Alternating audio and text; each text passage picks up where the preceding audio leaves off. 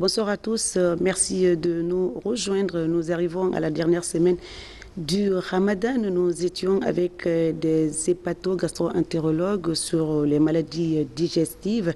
Aujourd'hui, le thème va porter sur le diabète. Par définition, une maladie chronique qui apparaît lorsque le pancréas ne produit pas assez suffisamment de l'insuline. Ces personnes sont soumises à un régime strict, à un traitement strict.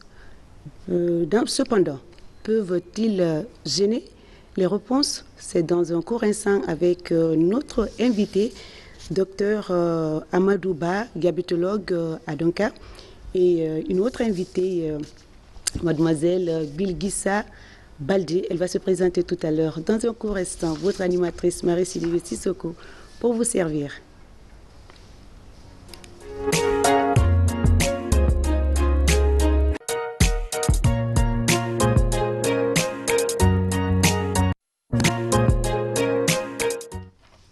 Retour en plateau, merci donc de nous rejoindre, cher public de Dites-moi tout. Docteur, le thème va porter sur Ramadan et diabète. Aujourd'hui, nous avons sur ce plateau docteur Amadou Ba, diabétologue à Donka, et mademoiselle Bilguissa, jeune young leader. Voilà. D'accord, on en parle tout à l'heure. Mesdames et messieurs, docteur, vous pouvez donc nous joindre au 625 48 90 73, c'est la deuxième partie, pour contribuer donc à enrichir le thème d'aujourd'hui. Et lorsqu'on parle, docteur Ba, lorsqu'on parle de diabète, on parle du régime alimentaire strict ou particulier, aussi un traitement particulier.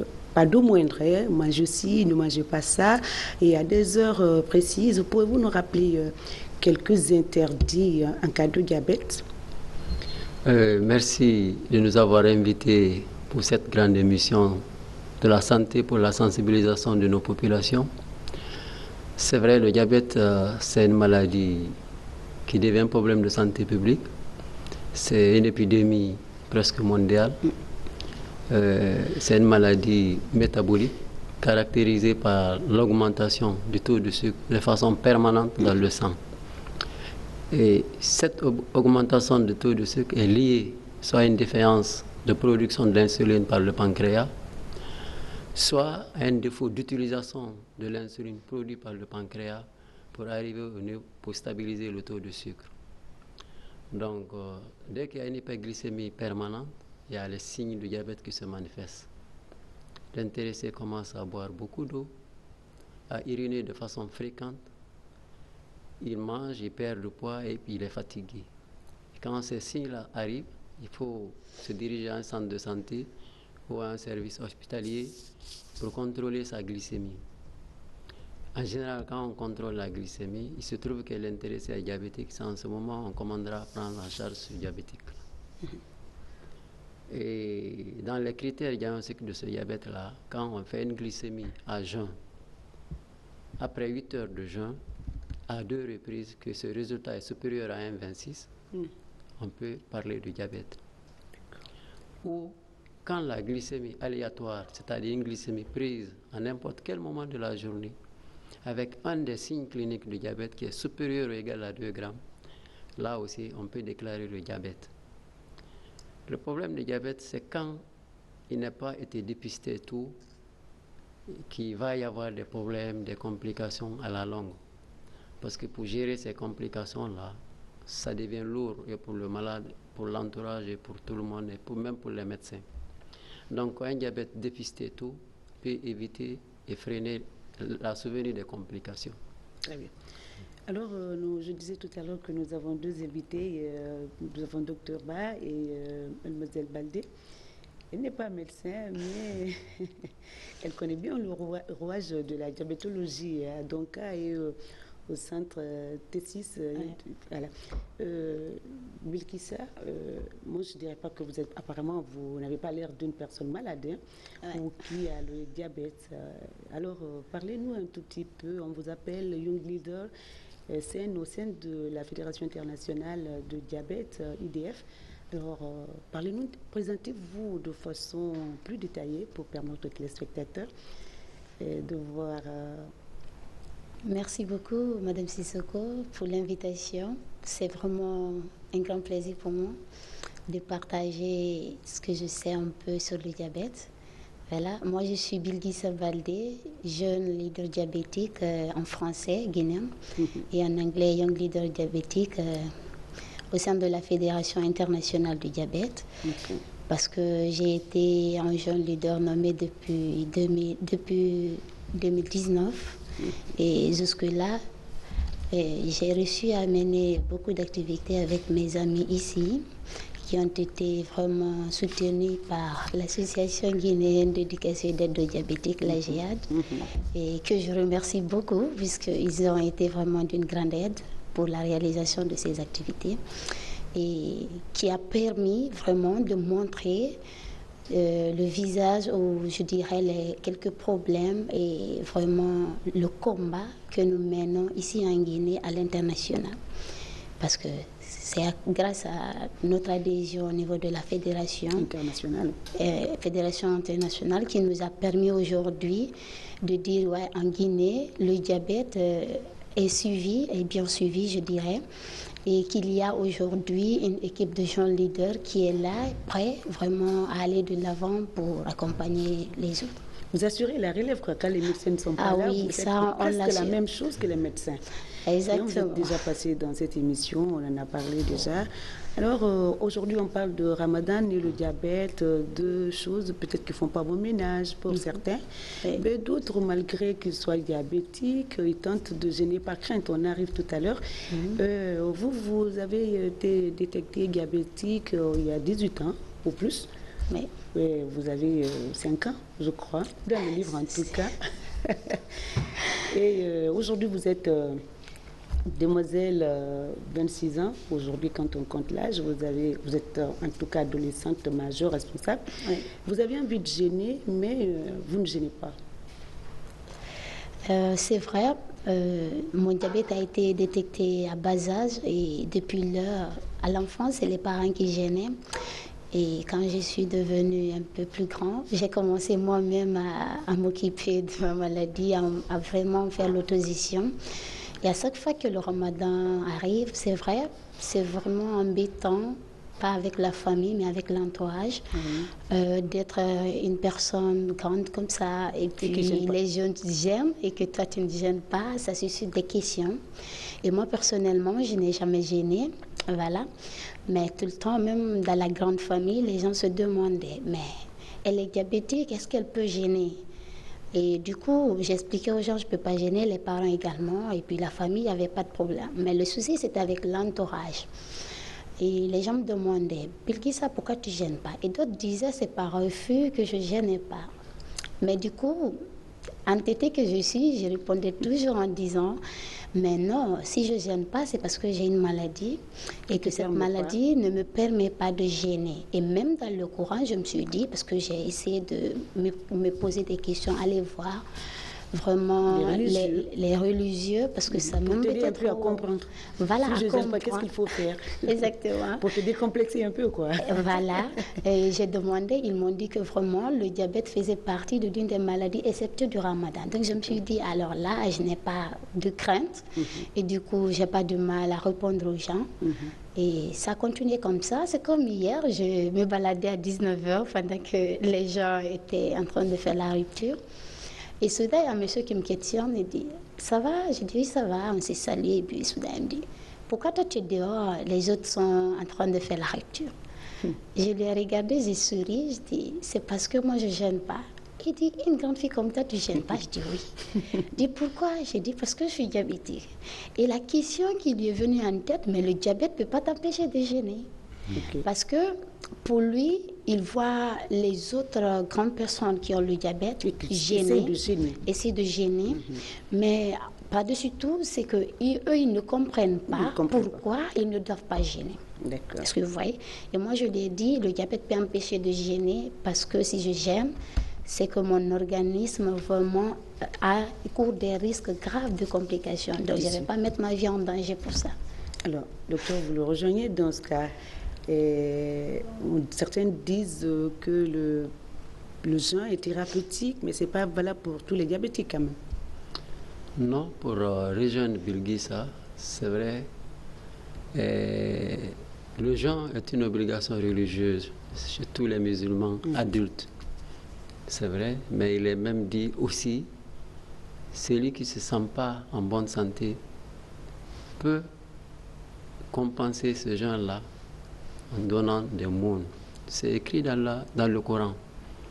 C'est vrai, même dans le diabète, malgré la tolérance religieuse et les conseils des médecins, il y a beaucoup de diabétiques qui s'obstinent à faire le jeûne. Ils s'obstinent à faire le jeûne. Sans demander l'avis. Pourquoi? Parce que c'est à cause de ce que Bilgissa vient de dire. Mais elle, pour son cas, elle a été diabétique très tôt. Mais pour d'autres, leur diabète a été décelé un peu tard. Ils ont eu l'habitude de jeûner quand ils ont eu la puberté. Donc, s'ils ne gênent pas, ils se sentent coupables. Et elle a dit tout de suite là, c'est le sentiment d'exclusion par la société. Ils ne comprennent pas pourquoi les diabétiques ne gênent pas, alors qu'elle est un diabétique de type 1. Dans les risques encourus par les diabétiques en observant le jeûne de Ramadan, le diabète de type 1 fait partie de risques très élevés. Parce qu'il y a les catégories de risques qui ont été définies par les autorités religieuses. On a les risques très élevés qui ne devraient pas gêner, le risque élevé qui ne doit pas gêner, et le risque faible ou modéré qui peut gêner, mais avec conseil médical, avec surveillance médicale. Donc, tous ces risques-là, dans le diabète de type 1, ils ne peuvent pas gêner. Tous ceux qui sont de type 1 ne doivent pas gêner. Ne doivent pas gêner en général parce qu'ils ont un traitement à base de l'insuline et ils ont beaucoup d'injections par jour pour stabiliser leur taux de sucre.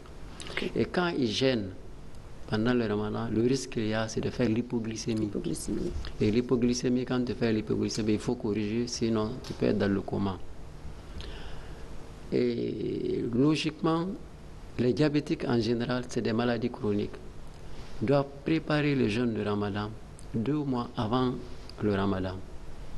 Ils voient le médecin, on fait le point sur toutes les complications du diabète, on essaie de les stabiliser et s'ils doivent gêner en ce moment-là avec l'accord du médecin, et nous les accompagnons pendant la période de ramadan en les conseillant les régimes alimentaires qu'il faudra adapter, en les aidant à réadapter leur traitement de diabète parce qu'ils ont un traitement à vie. Et puis en conseillant l'autosurveillance glycémique de façon régulière. Parce qu'en cas d'hypoglycémie, qu'est-ce qu'il faut faire? En cas d'hyperglycémie, quels sont les signes qui se manifestent pour dire que, parce qu'il y a les risques. Parmi les risques là, c'est l'hypoglycémie. Le taux de sucre peut baisser trop dans la journée. Dans ce cas, tu es obligé de couper le ramadan. Tu peux avoir l'hyperglycémie aussi. Tu vas être très fatigué, commencer à boire, envie de boire, et tu es à jeun. Dans ce cas, tu es obligé d'arrêter le ramadan. Donc, il y a la déshydratation. On est en train d'observer le ramadan pendant une période de chaleur. Et cette déshydratation-là, c'est un risque.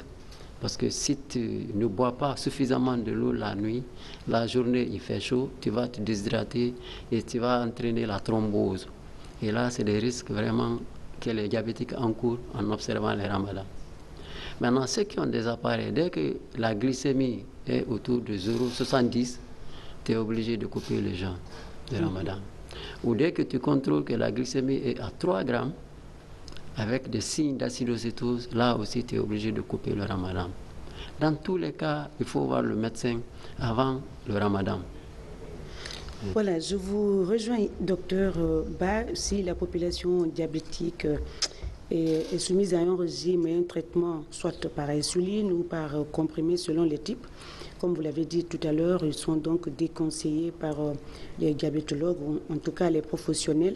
Et les études aussi ont démontré une augmentation des risques de complications pendant le jeûne. Mais malgré, vous l'avez encore souligné, certains s'obstinent à observer le jeûne. Dans ce cas, et vous allez encore revenir, quelle lecture faites-vous par rapport à ceux qui s'obstinent ou méconnaissant un peu leur statut de diabète? Et en général, à l'approche du ramadan, Je me rappelle, il y a 2 ans, nous, avec les religieux à la mosquée Faisal, on a fait 2-3 jours de réunion avec les malades diabétiques pour les expliquer, les sensibiliser en comment, parce que les gens s'obstinent, d'autres même fuient les médecins, croyant que les médecins vont l'interdire. Oui, ils ont peur peut-être de Dieu, et c'est écrit dans le Coran. Et c'est écrit dans le Coran, quand dans on est malade, la Sourate Bagara. Donc, ils ne voient pas le médecin, ils s'obstinent, ils gênent forcément. Mais malheureusement, ces malades-là viennent au stade de complication. Parce que dès après le ramadan, là, nous allons s'attendre encore à recevoir beaucoup de nos malades. Une vague de malades de quoi? Qui sont décompensés, qui ont des complications vraiment aiguës qu'il faudra gérer. Donc c'est pour cela que la sensibilisation est très importante avant le ramadan.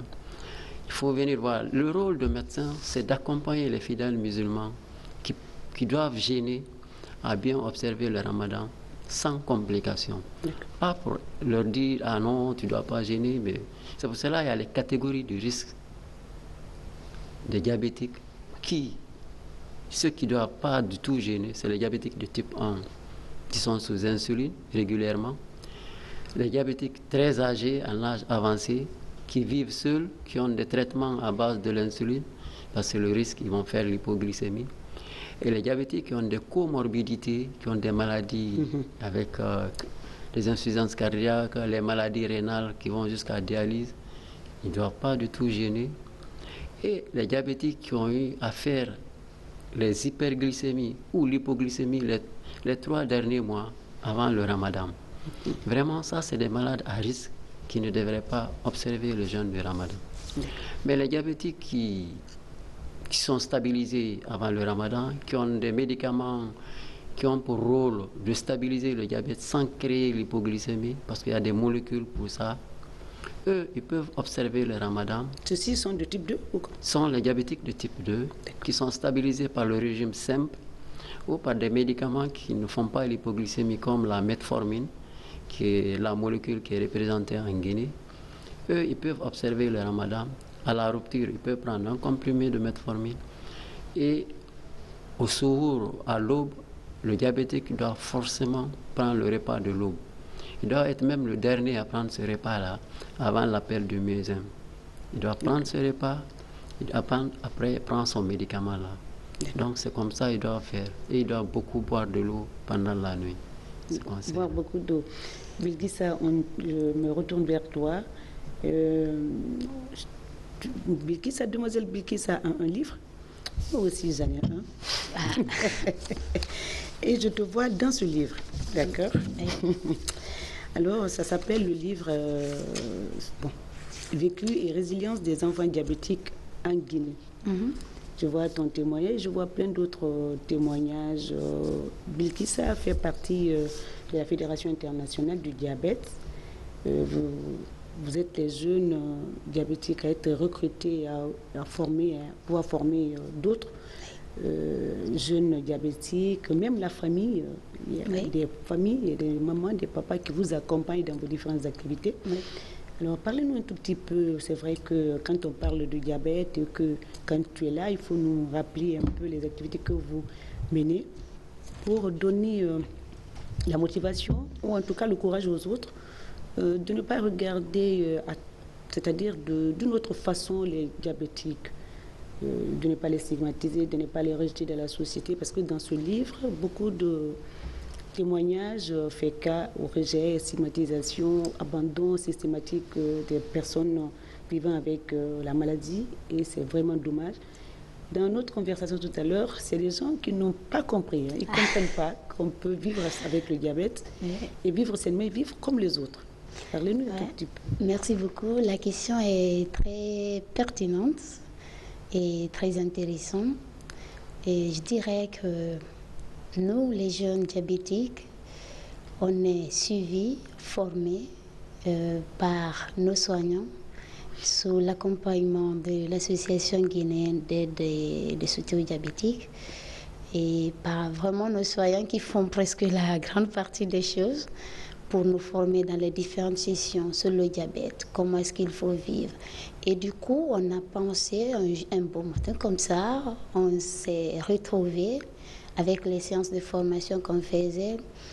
On s'est retrouvés, on s'est dit, mais et si nous-mêmes, on pensait à s'auto-former, à se mobiliser en équipe. Vous, les jeunes diabétiques. Nous, les jeunes diabétiques, à être vraiment autonomes. Parce que ce n'est pas évident d'être tout le temps avec des médecins. Hein. Voilà, je ne dirais pas tout à fait autonome, mais être en équipe, main dans la main pour vraiment faire quelque chose pour nous. Exactement. C'est ça. Et du coup, on a commencé ça en 2012, exactement. Ça, c'était après mon retour de congrès en Tanzanie. Parce que là-bas, j'ai vu des jeunes qui étaient mobilisés. Donc, ça m'a fait penser pour dire pourquoi on ne peut pas faire pareil en Guinée. Et du coup, après mon retour, j'ai discuté avec mes amis diabétiques. On en a vraiment parlé et je les ai montrés. Je les ai dit l'importance de tout ça. Ils ont vu vraiment que ça pouvait aller de l'avant. Et du coup, on est tombé d'accord pour le faire. Avant, on le faisait à l'hôpital. On se retrouvait tous les week-ends et puis voilà, on discutait en synergie avec nos soignants. Ils étaient là tout le temps pour nous dire c'est comme ça qu'il faut le faire, c'est comme ça qu'il faut le faire. Et professeur Nabi et docteur Madame Sangaré, ils ont décidé également de nous accompagner en vraiment nous formant, en cherchant des formateurs. À chaque 3 mois, chaque 1 mois, parfois, on organise des formations et on nous invite. La dernière fois, en 2019, je ne sais pas si je... Bon mémoire. Voilà. C'était à Kondemaya. Kendumaya, exactement. Et du coup, ils nous forment là-bas pour dire, OK, quand mais tu maman aussi, vous étiez partie. Oui, maman, là-bas, à Kindia, bon, c'est nombreux. Mais avec ces formations, on a appris beaucoup de choses. Personnellement, moi, je dirais, j'ai appris plein de choses. La première des choses, c'est quoi? Quand j'ai eu le diabète, je n'avais pas assez de diabétique, je ne connaissais même pas, puisque je me disais, pourquoi est-ce que moi je suis diabétique? Je me demandais. Dans la famille, il y a quelqu'un qui est diabétique? Non, il n'y a pas un diabétique dans la famille. Donc, je me posais plein de questions. Et du coup, en 2009, quand le programme CDIC est venu, c'est là que j'ai vu plein de diabétiques, même âge que moi, d'autres plus âgés. Je me suis dit, mais bon, je ne suis pas seule alors. Donc, je passais toute la journée à l'hôpital pour embêter le médecin, pour dire, ah, docteur, dites-moi, est-ce que le Sylvie avec le diabète? Je passais de 8h à 17h à l'hôpital avec eux, en posant plein de questions, et puis ça m'a permis de m'enrichir beaucoup. Et j'ai compris que c'était vraiment important de s'approcher de ces médecins-là parce qu'ils disent vivre avec le diabète n'est pas une fatalité parce que pour moi, étant jeune, j'ai appris avec les personnes âgées que si tu as le diabète, tu peux mourir à bas âge, très rapide. Donc ça me frayait un peu. Et du coup, quand les médecins me disaient non, tu peux vivre avec ça beaucoup d'années, ils m'ont même montré des films d'un monsieur qui a vécu avec le diabète jusqu'à 75 ans. Je me suis dit, waouh, je peux battre son record. Et puis j'ai promis ce jour à Dr Sama qui était avec moi, je dis, moi j'aurais plus que ça. Et puis il m'a dit, ok, c'est comme ça, ça a continué. Et les amis, les médecins, tout le monde, on a fait ces formations du jour au lendemain. On a eu vraiment de la patte à la main pour dire qu'on peut maintenant se lever et aller vers de l'avant pour les autres. Et c'est comme ça qu'on a commencé à créer notre équipe, parce qu'on a commencé avec 3 personnes, je me rappelle bien. Et c'est aujourd'hui, vous êtes au nombre de combien? Aujourd'hui, nous sommes plus de 100 hein, wow. Dans notre équipe. Et puis, les parents également nous accompagnent. Mais au début, comme ce n'était pas si nombreux, les gens hésitaient trop. Et du coup, quand on a continué tous les jours, c'était un peu embêtant pour certains, mais d'autres n'y croyaient pas. On venait, on faisait les séances d'éducation. Quand on fait des petites erreurs, les médecins corrigeaient ou les infirmiers corrigeaient. Ils disent, OK, c'est comme ça. Avec les affiches, peut-être c'était plus simple. Et c'est comme ça qu'on a commencé à se forger jusqu'à maintenant, je dirais, qu'on peut faire animer des séances d'éducation sans un médecin, sans un aide-soignant, et que vraiment ça se passe comme il le faut. Je dirais qu'on est devenus des experts dedans. Alors, oui, vous êtes devenus des experts, félicitations, Bilkissa. Docteur, elle a dit les activités, est-ce que c'est de ces activités-là, est-ce qu'on parle un peu de sport parce qu'ils sont un peu... on leur recommande de ne pas faire assez d'activités physiques intenses. Est-ce que c'est le cas? Bilkissa, tu fais un sport, toi? Oui, je fais le sport. Lequel? Moi, mon sport, c'est... La marche, non, le vélo? je saute à la corde. Seulement? Oui, je fais ça, je danse quand ça me chante, voilà. Et oui, je t'ai vu à la piscine, hein? Tu sais nager aussi. Hein? Exactement. Et tu aides les enfants à nager. Docteur, le sport, quand on parle de sport, quels sont les sports que l'on recommande à ces jeunes diabétiques? Parce qu'en général, ils sont turbulents, et surtout les tout petits, ils sont turbulents. Les petits, l'adolescence... Surtout les garçons, là. L'adolescence, c'est difficile à gérer, c'est vrai. C'est pour cela que les colonies de vacances ont été organisées à plusieurs reprises à l'intention de tous ces enfants diabétiques-là, pour qu'ensemble, ils sachent quel type de sport il faut faire. Mais normalement, les enfants, les garçons, ils peuvent faire le football. Mais on a peur qu'ils se blessent. Non, non, bon, le problème, dans l'esprit de la population générale, un diabétique ne doit pas se blesser. Ok. Il y a plein diabétique qui est causé par la complication du diabète. Ça n'a rien à voir avec lorsqu'on tombe et qu'on se blesse. Ça n'a rien à voir avec quand un diabétique se blesse, soit au football, il tombe, il se blesse. C'est grave. Il se blesse, il n'y a pas de problème. Même si les femmes qui font la cuisine se blessent avec le couteau, il n'y a pas de problème. Ça se guérit. Mais c'est quand c'est la conséquence du diabète, complication du diabète. la complication du diabète qui entraîne une plaie, c'est là où il y a le problème. Ok. Donc les enfants... Mais ça nous permet, nous, de comprendre, hein, parce que... Oui, c'est vrai, c'est tout le monde qui se pose cette question, même nos malades. Mais quand ils se blessent, ça ne guérit pas. Non, le diabétique... Non, c'est ce qu'on se dit, hein, parce qu'on on ne comprend pas, il faut être avec des spécialistes pour mieux cerner. Non, si c'est quand c'est compliqué, il y a des problèmes. Et là aussi, quand il est bien géré, ça peut se cicatriser sans même pas aller à l'amputation. Mais les blessures simples comme ça se guérit sans problème. D'accord. Et le sport, l'activité physique est recommandée dans tous les types de diabète. Parce que dans les recommandations internationales, c'est le régime alimentaire qu'on explique aux malades. Deux, c'est les médicaments. Ceux qui sont sous insuline, c'est les insulines. Ceux qui sont sous les antidiabétiques oraux, c'est des comprimés. Et trois, c'est l'activité physique. L'activité physique améliore le bien-être, ça stabilise la glycémie. Mais pour les enfants, ce qui est conseillé surtout, en faisant l'activité physique, ils ont un traitement à base de l'insuline. Et le rôle de l'insuline, c'est de faire baisser la glycémie. Et quand tu fais aussi une activité physique intense, la glycémie peut baisser de trop. Du coup, tu peux être en hypoglycémie. Ce qui est conseillé, c'est les enfants. Parfois, ils savent, ils sont bien éduqués. Le jour où ils ont une activité physique intense, ils diminuent eux-mêmes leur dose d'insuline. Ils vont avec des collations, ils font l'activité physique. Après l'activité physique, ils prennent une collation. Alors, il faut intégrer ce groupe-là, hein, cette fédération. Hein. Il faut être avec les Bilkissa pour mieux comprendre comment gérer son hypo, son hyperglycémie, tout cela. Donc, c'est des conseils qu'on leur donne. C'est pour cela, en général, toute découverte de diabète, ce n'est pas la glycémie qu'on voit. Tu peux être découvert avec une glycémie à 1,80, mais l'hospitalisation s'impose. Pourquoi on impose cette hospitalisation? C'est de t'enseigner ta maladie. Pour te dire que tu as une maladie avec laquelle tu dois vivre. Et quand tu dois vivre avec quelqu'un, il faut la connaître. Même c'est comme dans les couples. Les couples qui durent longtemps, ils se connaissent, ils se complètent. Le diabète, c'est comme ça. Donc on les hospitalise pour donner un enseignement pour la maladie. Comment se comporter, comment prendre les médicaments. Et quand les médicaments entraînent l'hypoglycémie, comment corriger.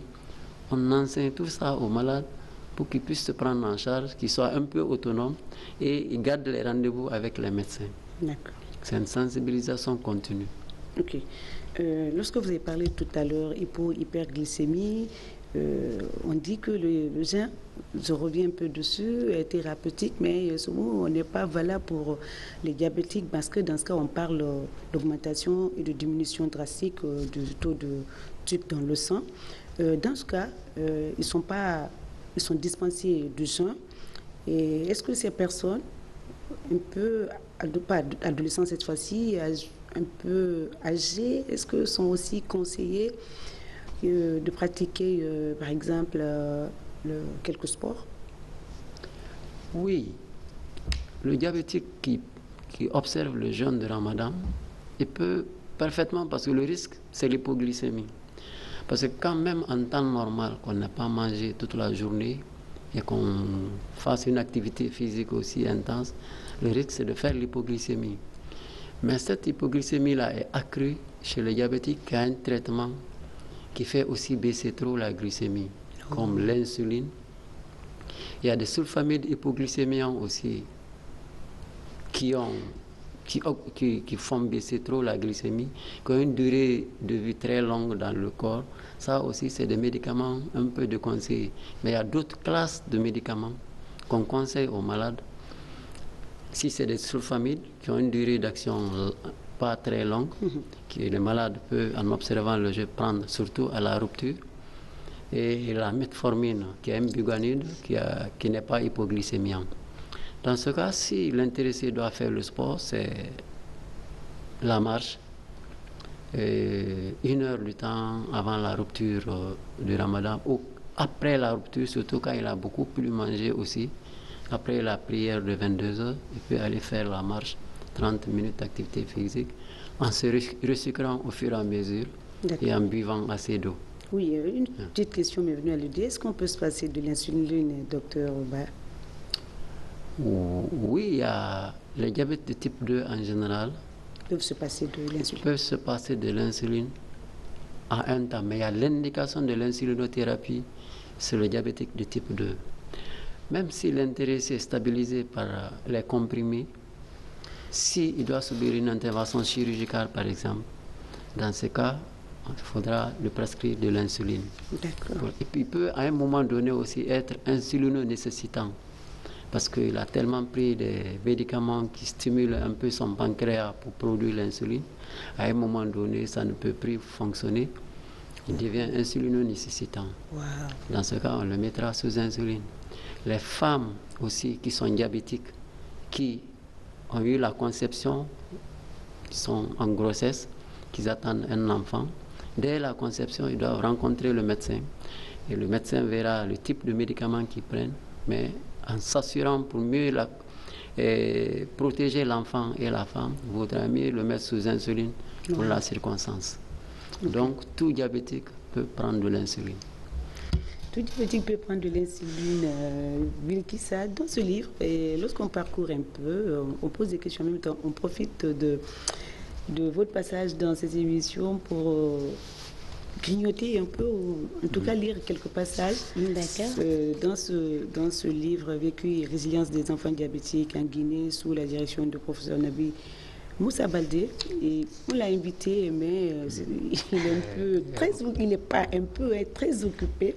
Mais peut-être qu'il nous mettra en rapport avec quelqu'un pour décortiquer un peu ce livre et puis nous dire qu'est-ce qui a motivé ceux qui ont écrit à écrire ce livre. Ouais. Bilkissa, en parcourant, tous les jeunes ont décidé d'être médecins, infirmiers ou en tout cas d'être biologistes comme vous par exemple. Ouais. Hein? Pourquoi? Parce que vous êtes resté longtemps avec des médecins. C'est pas être la deuxième partie, les téléspectateurs vont appeler. Dites-moi rapidement, c'est parce que vous êtes resté trop longtemps avec des médecins que vous avez décidé d'opter pour la biologie ou être biologiste, c'est ça, hein? Je dirais plutôt que c'est pas parce qu'on est resté trop avec les médecins, mais c'est grâce à notre maladie. C'est ce qui nous a poussé vraiment à faire ces choix. Ils sont tous infirmiers. Parce qu'on se dit avec tout ce traitement, le traitement qu'il faut faire, de tout ce qu'il faut pour sa vie, puisque le diabète c'est une maladie à vie. Je dirais un compagnon pour la vie. Un compagnon pour moi, j'opte pour ça. Pas une maladie. Un compagnon pour la vie. Et donc du coup, personnellement moi, je me suis dit, depuis l'enfance, puisque je vis avec le diabète et aller tout le temps à l'hôpital, c'est vrai. Et j'ai appris beaucoup de choses avec les médecins. Je me suis dit, si je devenais médecin, ça me permettrait non seulement moi en personne de m'auto-soigner, mais également d'aider les autres à comprendre leur maladie. Donc les autres aussi ont fait la même chose. Ils ont pris l'exemple sur vous ou quoi? En tout cas, chacun, c'est comme ça. À chaque fois que les gens sont découverts diabétiques, tu leur demandes, tu veux devenir quoi? Je vais être médecin, je vais être biologiste. Pourquoi? Parce que, voilà, pourquoi? Parce que moi aussi, je veux être soit comme toi, ou soit comme professeur Nabi, ou soit comme tel. En tout cas, ils choisissent leur leader. Je dis, pourquoi tu veux être comme lui? Parce qu'il aide les gens à gérer le diabète. Donc, c'est ce qui les motive encore. D'accord. Ben, je crois que le numéro est affiché, le 620 58 90 73. On ne va pas poser toutes les questions, on va réserver quelques-unes au professeur Nabi et puis ou bien au professeur Kouyaté. Moustapha Kouyaté, peut-être il aura le temps, ils sont très occupés pour parler un peu le contenu de ce livre, le 620 58 90 73. Avant que le téléphone sonne, il y a un passage ici. Bilkissa, que je vais peut-être lire sur le plan scolaire, c'est pas là-bas. Aujourd'hui, j'ai fini mon premier cycle universitaire de licence en biochimie. Mon rêve était d'être médecin, mais l'université de Conakry n'orientait pas dans ce département. En ce moment, j'ai choisi la biochimie par défaut et depuis, je nourris l'ambition de devenir biochimiste et de travailler dans un laboratoire. Et avec le soutien de mon association diabétique, j'ai eu la chance d'être un young leader. Vous êtes nombreux. Il y a beaucoup de young leaders. Hein? Il y a aussi des filles, d'autres filles et des garçons dans ce groupe. Ou bien il y a beaucoup plus de filles ou de garçons dans le groupe. L'association. En fait, je dirais c'est vraiment de part équitable. Il y a beaucoup plus de garçons comme de filles. Ça dépend de la motivation. Ok. Oui. Bon, on a déjà un appel. On va prendre avant de continuer ce que veut Bilkissa dans la vie. Vous avez commencé à aller dans un laboratoire? Ah oui, j'ai fait des stages dans le labo. Formidable. Allô? Oui, monsieur Kader. Vous nous appelez d'où? Ok, nous vous écoutons. C'est le fils de Mohamed Lamine Souma. Mohamed Lamine Souma, nous vous écoutons. Monsieur Kader, vraiment, votre émission me plaît. Merci. Ben, c'est juste de dire que l'émission le plaît. Merci à lui, hein. Merci à Kader. Ah, Kader, est-ce que c'est pas mon neveu? C'est ça. C'est un enfant. Alors, allô? Salam alaikum. Maaleykum salam. Vous allez bien? Très bien. Et vous? Votre nom, d'où vous nous appelez? Je m'appelle Amadi Kourouma, je réside à Kiroti. Monsieur Kourouma, nous vous écoutons. Comme je viens de vous prendre en communication, je ne sais pas de quoi vous parlez, mais le thème quand même, ça parle sur le ramadan et le diabète. Oui, c'est ça. C'est le sujet du jour, monsieur Je Kourouma. remercie M. Kouyaté bien de pouvoir passer à la radio RTG, Inch'Allah. Merci beaucoup. Merci à vous. Je vous en prie, monsieur Kourouma. Alors, avant un autre appel, conseil Bilkissa, parce que ici, je me suis engagée dans le soutien aux personnes vivant avec le diabète et à travers les activités de l'association, d'aider aussi d'autres personnes. Alors, on va vers la fin. Avant de prendre, on va prendre cet appel et puis vous allez faire passer des messages. Allô? Allô? Oui, bonsoir. Oui, bonsoir, monsieur. Allô? Allô? Oui, éloignez-vous de votre poste téléviseur, s'il vous plaît. Oui, allô? Éloignez-vous de votre poste téléviseur. Oui, je suis plus à côté de poste. Très bien. Nous vous écoutons, monsieur. Votre nom, d'où vous nous appelez? C'est M. Gakou, Yankine. Monsieur, nous vous écoutons, monsieur Gakou. Ratoma. Merci beaucoup. Nous vous écoutons, monsieur Gakou. Oui, je suis un patient de Dr Ba qui est avec vous. Et avec lui, vraiment, j'ai été vraiment stabilisé. Bon, vraiment, son service est très, très, très efficace pour le diabète. Voilà, j'ai fait une semaine avec lui, hospitalisé chez lui. D'accord. Et après, vraiment, je me suis vraiment bien retrouvé. D'accord, merci et courage Donc, à vous. Je lui dis vraiment, vraiment merci. Grand merci à Dr Ba. Merci beaucoup. Merci. Merci. Propre de l'établissement et courage. Hein? Merci beaucoup, madame. Alors, Billy Kissa, avant les messages, Oui. est-ce qu'on peut... Est-ce qu'il y a des messages que tu as envie de faire passer à ce que nous suivent là? Oui. On va prendre cet appel d'abord. Allô? Ok. Allô? Bonjour, Oui, bonjour. vous allez bien? Très bien. Votre nom, d'où vous nous appelez? Moi, c'est Bélébé Ba. Bélébé Ba. Oui, nous vous écoutons, monsieur Ba. Je voulais que le docteur merci. Comment on sent l'espoir du diabète? Début du diabète, comment on sent? On n'a pas compris. Reprenez la question, s'il vous plaît. J'ai dit, Oui. comment on sent qu'on est diabétique? Les symptômes de la maladie. D'accord. Bon, Ah, il a dit, hein, mais il va revenir dessus. Là, Il va revenir sur la question. Ça a été répondu, mais il va revenir dessus. Alors, commençons. Oui, merci pour la question. Et quand on est diabétique, c'est le taux de sucre qui monte dans le sang. Dans ce cas, comment cela se manifeste? L'intéressé boit beaucoup d'eau, il a toujours soif, il boit, et puis il a envie d'uriner, il urine fréquemment. D'accord. Il perd du poids, parfois il est fatigué. Quand il y a des signes là, il faut aller se faire une glycémie. Voir si c'est le diabète ou si c'est autre chose. Très bien. C'est les signes principaux.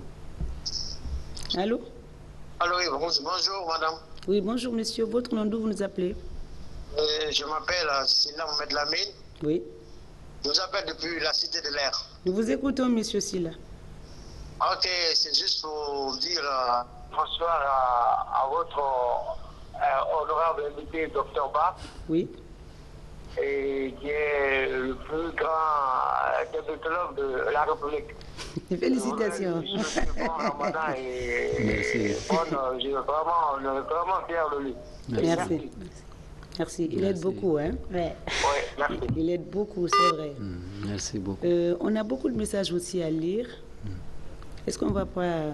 On demande ici, professeur docteur Ba, je suis... il est biologiste, il demande si le diabète de type 1 est guérissable. Ah non, le diabète de type... Bon, il n'a pas précisé, hein. Lequel des diabètes donc de type 1 ou de type 2 est guérissable? Je crois que c'est la question. C'est la question. Ah, malheureusement, au jour d'aujourd'hui, on ne peut pas dire que le diabète est guérissable. D'accord. Parce que moi, j'ai grandi dans le diabète. Depuis 1996, ça fait 26 ans maintenant, je gère le diabète. Vous? Oui, je gère les diabétiques. Voilà, d'accord. Je gère les diabétiques. Voilà, donc, vous gérez les diabétiques. Je rencontre les malades qui ont eu la chance de vivre jusqu'à présent. On se rencontre toujours à nos consultations. Donc, dans le diabète de type 1, c'est Virgis ça est là, et peut témoigner depuis quel âge elle est diabétique. Oui, ça fait 18 ans, 20 ans maintenant. Ça fait 20 ans maintenant.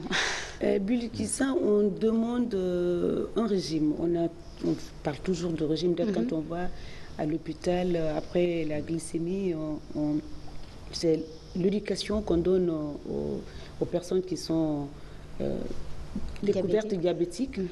On parle d'une alimentation, 3 repas, on parle de ne pas manger ci, de ne pas manger ça, arachides, feuilles de... Comment vous faites quand vous avez envie de manger ces sauces-là ou tout ce qui est interdit là? Comment... Pour répondre à la question, d'abord, moi je dirais que le diabète, pour les diabétiques, il n'y a pas de régime, il n'y a pas de restriction, il n'y a pas de régime. Okay. Pourquoi?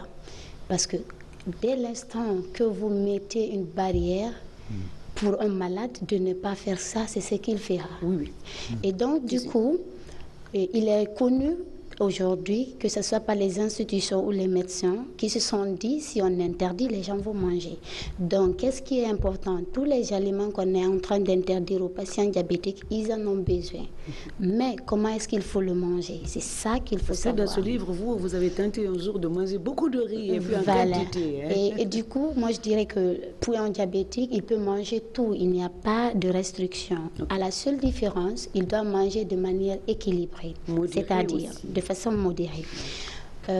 Parce que toute personne a besoin des 3 aliments qu'on a besoin, de glucides, de lipides et de protéines. Tout à fait. Et parmi ces 3, on dit aux diabétiques, il faut en prendre parce que dans la journée, tu as besoin de ces 3, mais de prendre de façon modérée. Pendant les heures de repas également. En fait, c'est pas de manger. Par exemple, on a 3 repas, matin, midi, soir. Et maintenant, pendant ces heures de repas, si c'est à 8 heures, tu prends le petit déjeuner, tu as envie de prendre quelque chose de sucré, tu essayes de voir la quantité de ce que tu vas manger. C'est pas de manger en excès. Donc, si c'est du chocolat, tu essayes de voir, est-ce que c'est un chocolat de 5 grammes, de 10 grammes? Parce qu'aujourd'hui, on a la chance que ces choses sont notifiées. Il y a toujours des choses qui sont écrites. Oui. Donc, tu vas voir... Même des boissons light pour vous. Merci. Et tu vas voir en fonction de ça et vérifier également ta glycémie. Est-ce que je suis apte à manger cet aliment? Par exemple, moi, je me réveille le matin, je suis à 1,26. Donc, je suis un peu en dessous de la normale. Et j'ai envie de manger, par exemple, du jus. J'ai envie de boire du jus le matin. Qu'est-ce que je fais? Je regarde ma glycémie qui est élevée, je prends mon insuline qui est là, si je suis sous insuline, j'essaye d'augmenter une petite quantité d'insuline en fonction de ma dose. Par exemple, si je dois prendre 10 unités, j'augmente d'une unité parce que 11 unités. 11 unités. Et, non, 2 unités si c'est de 10. Si je suis inférieur à 10, j'augmente d'une unité. Et du coup, pourquoi j'ai augmenté? C'est parce que je vais faire un apport de glucides supplémentaires dans mon aliment. Wow. Et quand je fais ça, c'est que dans la journée, je ne risque pas d'avoir d'hyperglycémie. Et du coup, j'ai mangé comme les autres.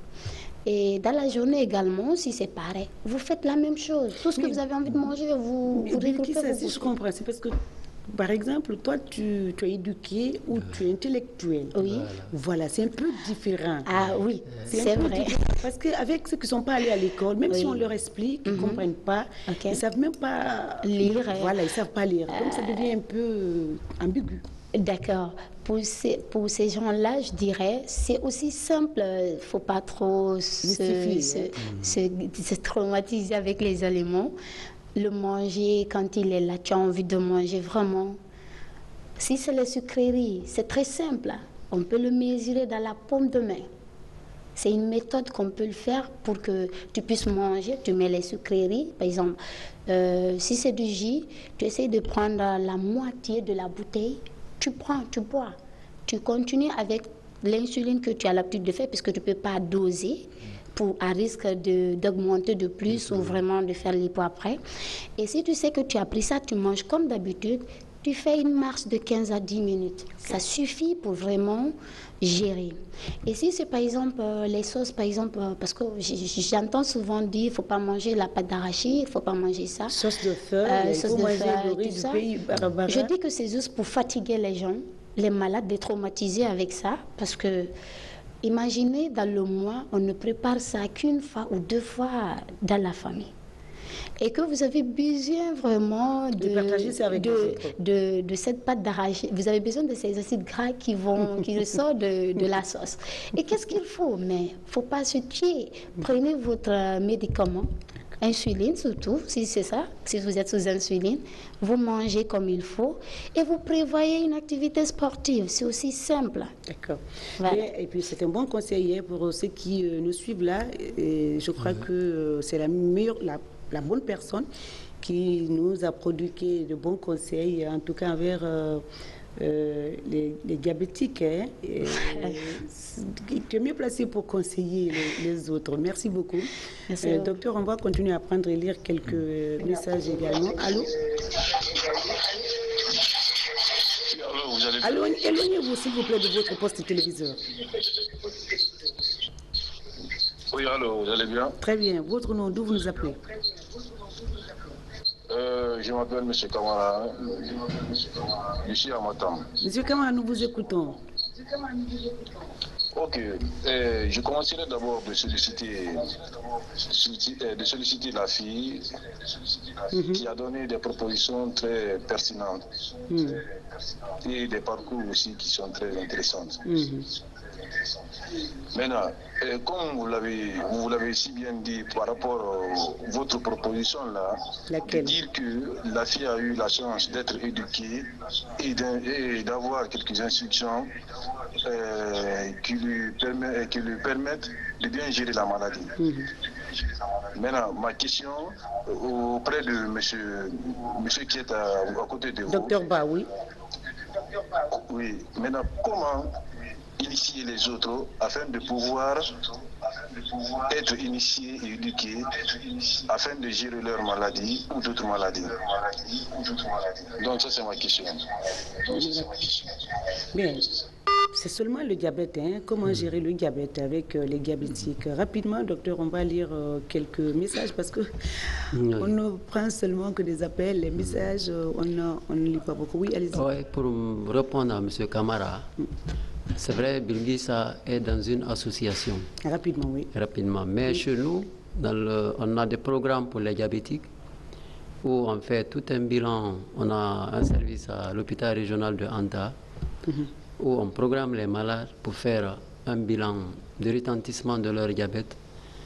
Ils viennent le matin, on fait des prélèvements, on fait les séances d'éducation. Lors de ces séances d'éducation-là, il y a des infirmières diététiciens qui réunissent les malades dans les salles. On les explique tout ce côté éducation alimentaire, comment se comporter avec le diabète et quelle proportion d'aliments à prendre à des heures indiquées. C'est ce que nous faisons. Il suffit qu'ils nous contactent, on le mettra dans ce programme-là. On ne prend plus d'appels, on a fini même, pas presque, on a fini. Il y a quelqu'un qui demande est-ce que si on n'est pas diabétique, on peut avoir des enfants diabétiques rapidement? Oui. Oui. D'accord. Oui. Moi, je vous laisse clôturer Bilkissa.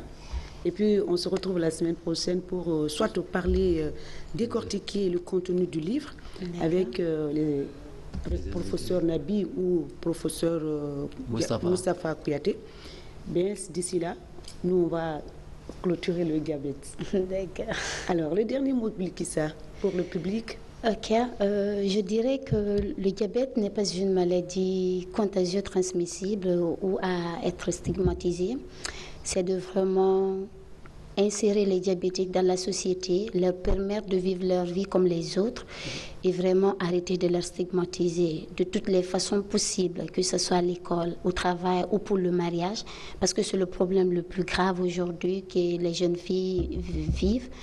Et je me dis, c'est vraiment quelque chose qu'il faut éradiquer et nous comptons sur tout le monde et le Ramadan également. Voilà. Et le Ramadan également, je conseille aux diabétiques de ne pas le faire s'ils sont inaptes à jeûner, parce que c'est pour leur bien qu'on le dise. Merci. Docteur, le dernier mot, on a fini. C'est vous qui clôturez. Hein? Nous vous remercions pour cette grande émission de sensibilisation, parce que tout ce que les professionnels de santé disent à travers votre émission, c'est pour sensibiliser la population guinéenne. Et qui sait le danger qui est derrière toutes ces maladies non transmissibles-là. Il faudra passer par des messages de sensibilisation pour nous éviter de recevoir des complications liées au diabète. Et prochainement, les malades qui voudraient faire le ramadan n'ont qu'à venir voir les professionnels de santé 1 ou 2 mois avant le ramadan pour qu'on prépare ensemble comment ils peuvent jeûner, comment ils peuvent faire leurs obligations religieuses envers le bon Dieu. Très bien. On se retrouve donc la semaine prochaine pour d'autres thématiques dans votre émission Dites-moi tout, docteur. D'ici là, prenez soin de vous et bon ramadan à tous.